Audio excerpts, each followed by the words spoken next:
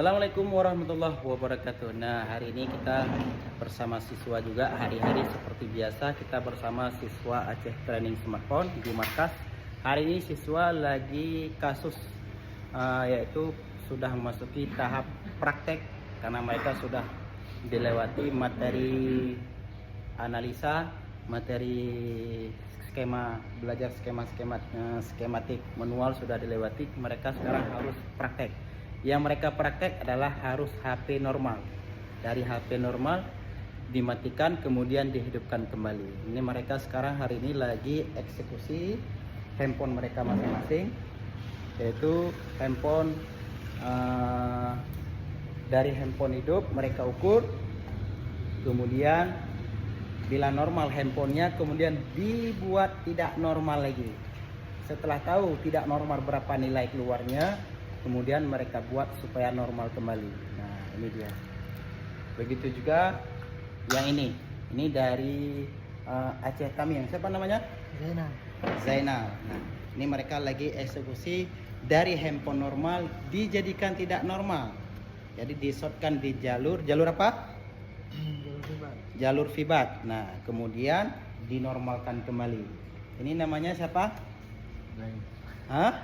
Ibrahim. Bang Ibrahim. Nah, Bang Ibrahim dari Langsa. Nama yang bagus, yaitu nama-nama Nabi penghuni surga nanti. Ibrahim. Ini Zainal Abidin. Zainal Abidin juga salah satu, ini adalah dulu raja-raja Aceh. Ini pejuang-pejuang Aceh. Kalau ini Bapak Hafidul Haq. Ini seorang pendaki. Calon teknisi. Bawah tidak perlu dibuka, bongkar atas saja. Bagian kan yang perlu diangkat apa? Coba cek dulu. Jalur apa yang mau dibuat? Nah, apa? Di mesin apa di bawah apa bawah atas? Bawah atas. Karena kan harus disotkan kembali di jalur fibat. Nah, seperti itulah kegiatan kami di markas hari-hari bersama siswa. Nah, bagi adik-adik yang perempuan yang habis sekolah tidak lanjut kuliah, lebih bagus kita ke depan ini untuk menambahkan skill. Yang laki-laki begitu juga, yang perempuan begitu juga, supaya ada skill di bidang jasa reparasi handphone. Bisa datang ke Aceh Training Smartphone untuk registrasi, biaya 300.000, biaya belajar 5 juta rupiah saja.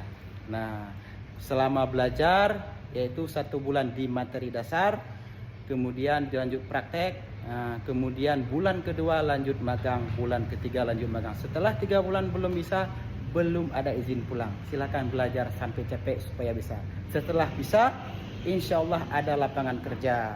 Nah, mudah kita karena udah ada skill, mudah juga di dalam bekerja. Sekian dulu ya.